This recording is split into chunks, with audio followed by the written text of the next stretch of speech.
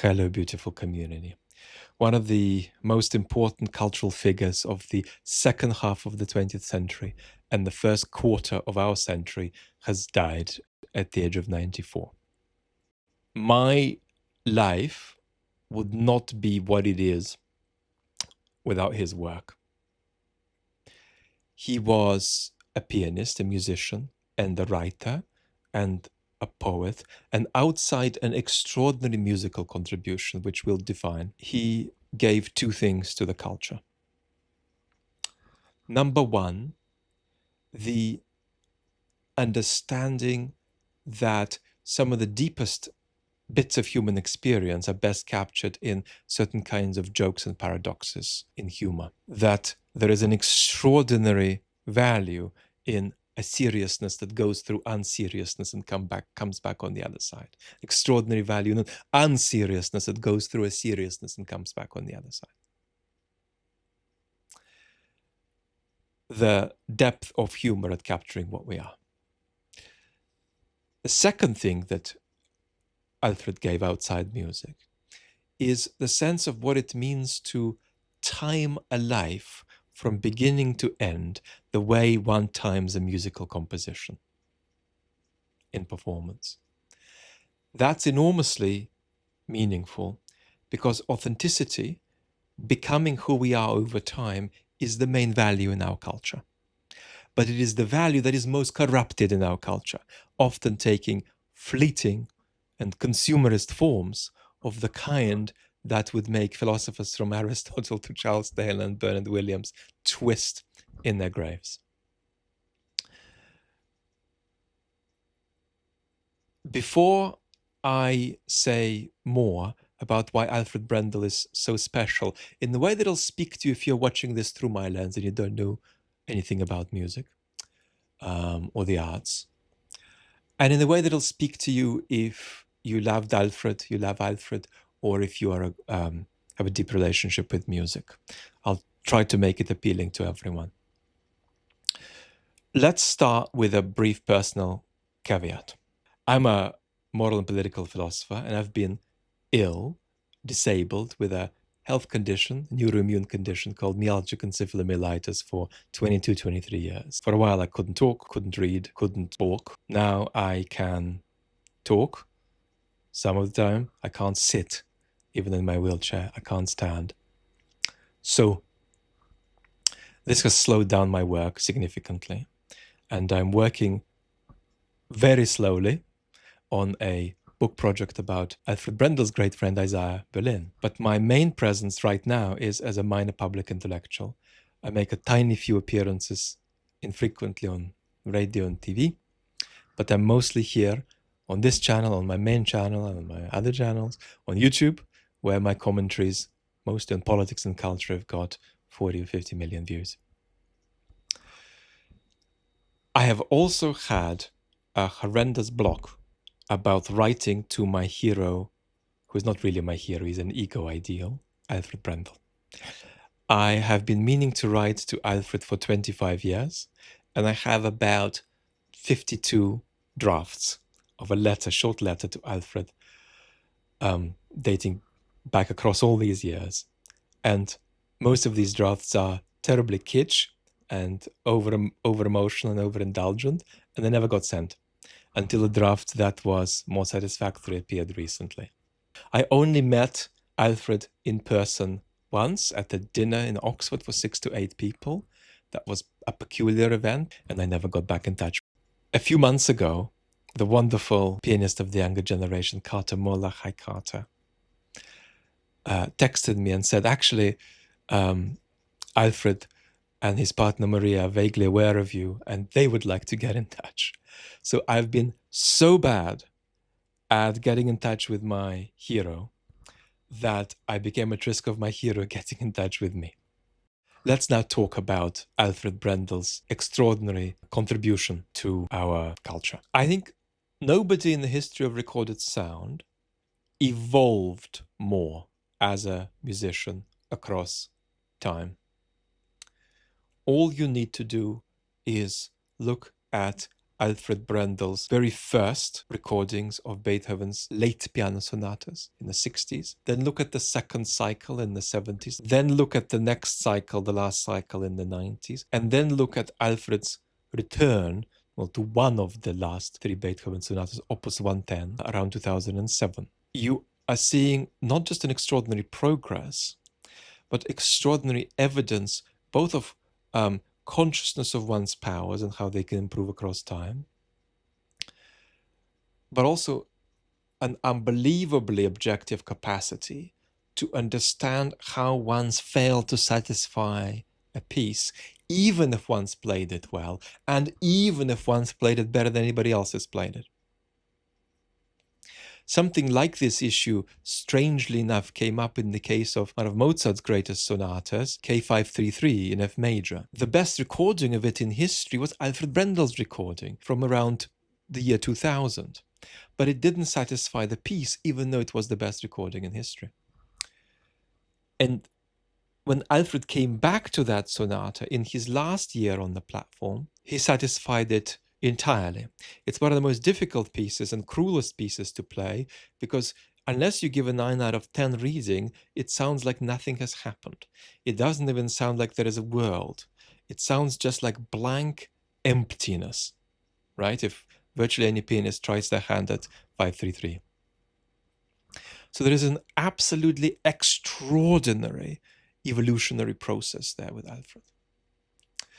And if we can talk about Alfred's late style being the last couple of years on the platform until 2008, something happened after Alfred stopped playing in public as well. He continued to develop, not just as a musician, but as a pianist. At the end of Alfred's performance of Mozart's 9th Piano Concerto in the Musikverein in 2008, December, I turned to Alfred's friend Andreas Dorschel, and I said, now that this has stopped, the last time before Alfred we heard playing of this quality was probably when Kempf was at his best in the 1950s.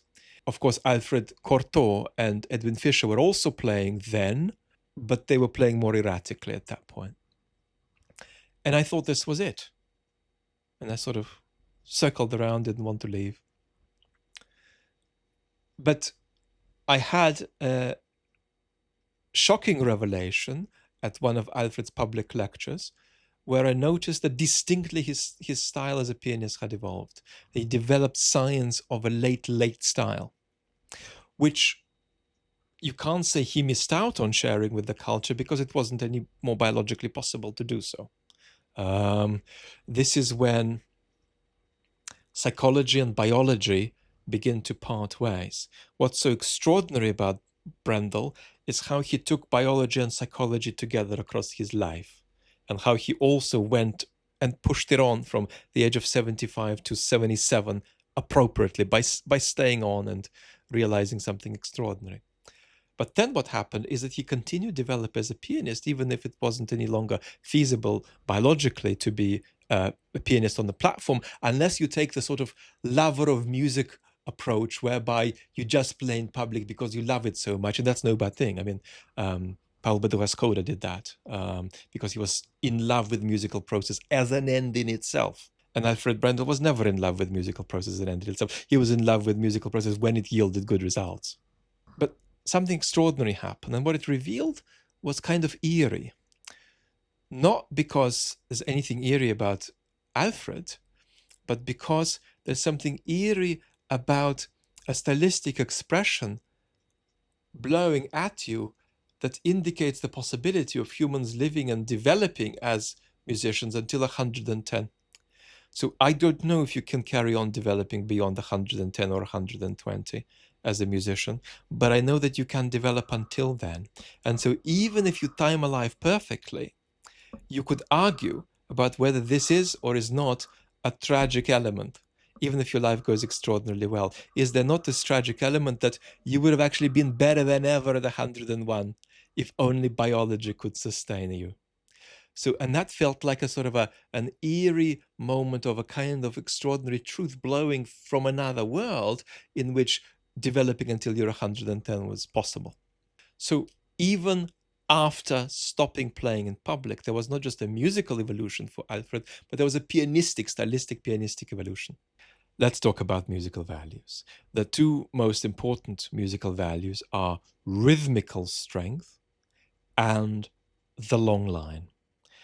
Taking a piece on a single breath without releasing tension from beginning to end. A very hard concept in our culture, in which we think of everything in a very vertical, very bitty way. This bit, that bit, this bit, that bit, sellotape them together. Here is the musical performance. No. Please. Yes? From beginning to end, there has to be various kinds of propulsive momentum. And the gap between one note and another has to be psychologically appropriate. And that is what rhythmical strength is. Rhythmical strength is not metronomic accuracy. Now, Glenn Gould was a master of metronomic accuracy, but he was not a master of great rhythmical strength in a psychological sense. So that's what we're talking about. There are many other values, but as important as they are, they matter a little less.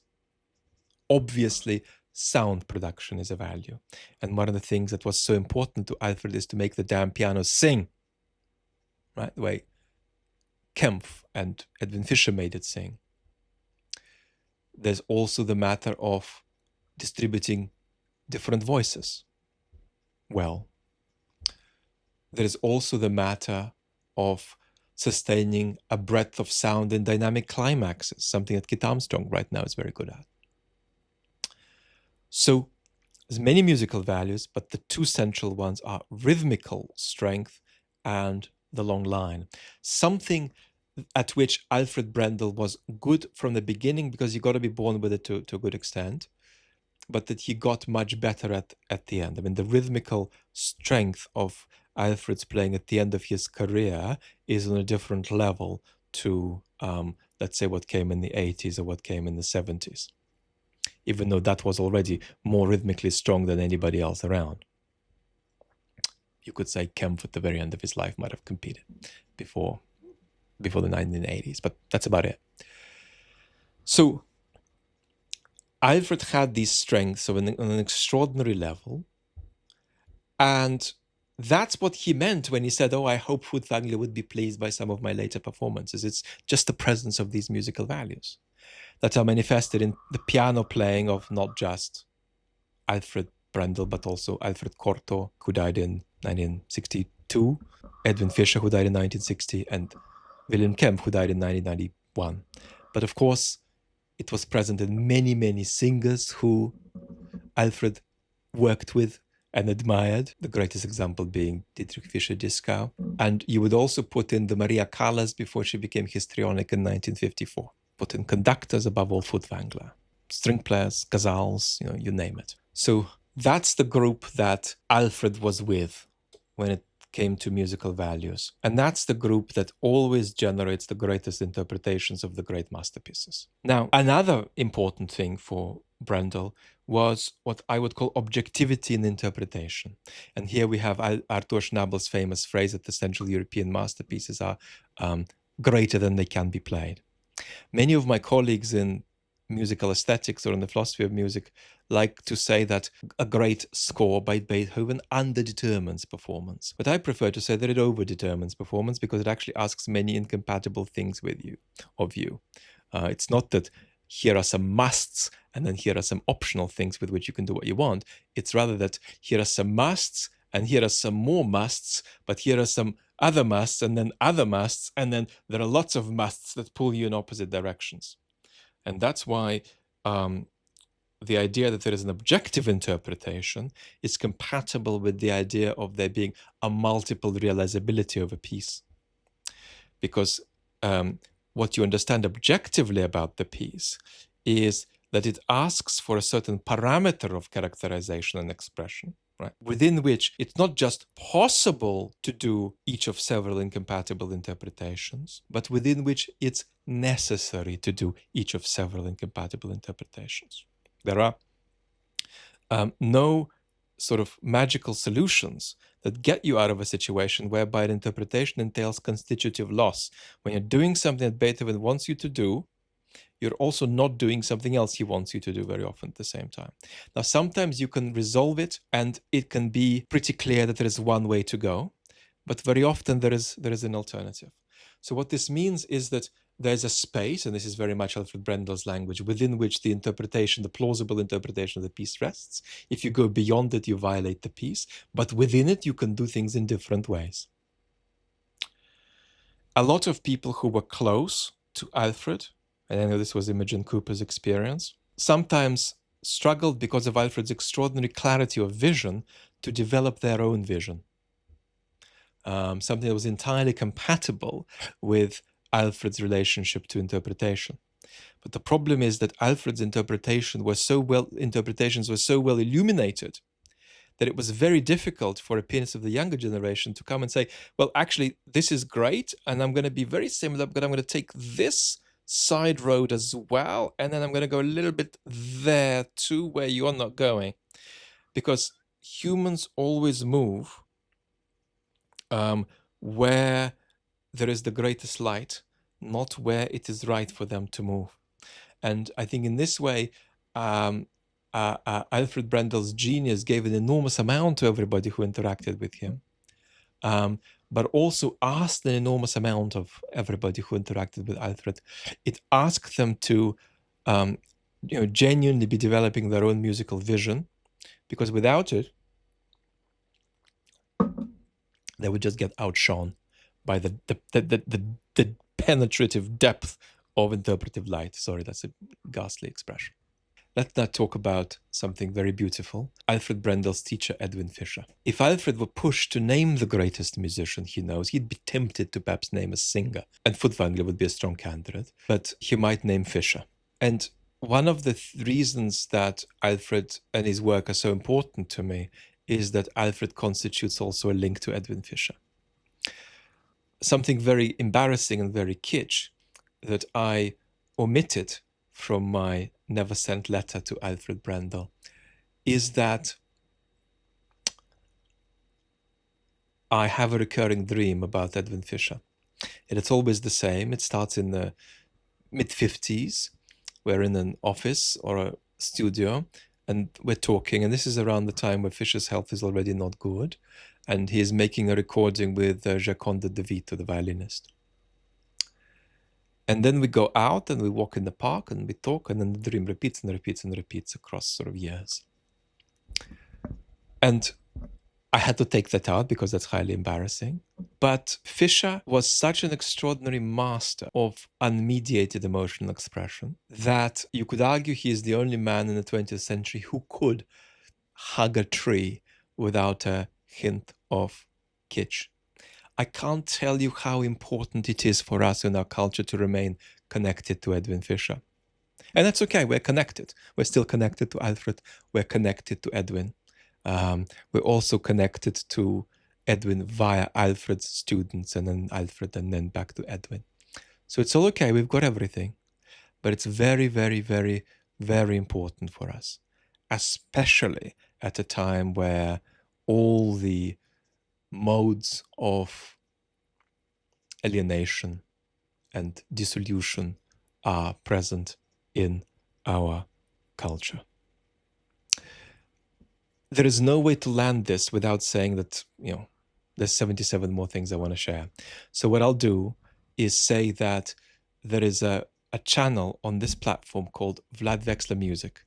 It has no content on it, about 2,000 subscribers. It's where I will be talking about music soon. I'll be discussing Alfred Brendel's career and some of his recordings there in depth.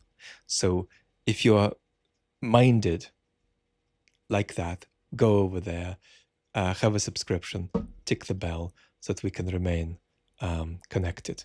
Meanwhile, our thoughts are deeply with everybody in the Brendel family. Our thoughts are deeply with everybody who loves Alfred. And of course, we're in the realm where words don't do justice to what we want to convey, but I'm so grateful to you for permitting me to have a go. Lots and lots of love.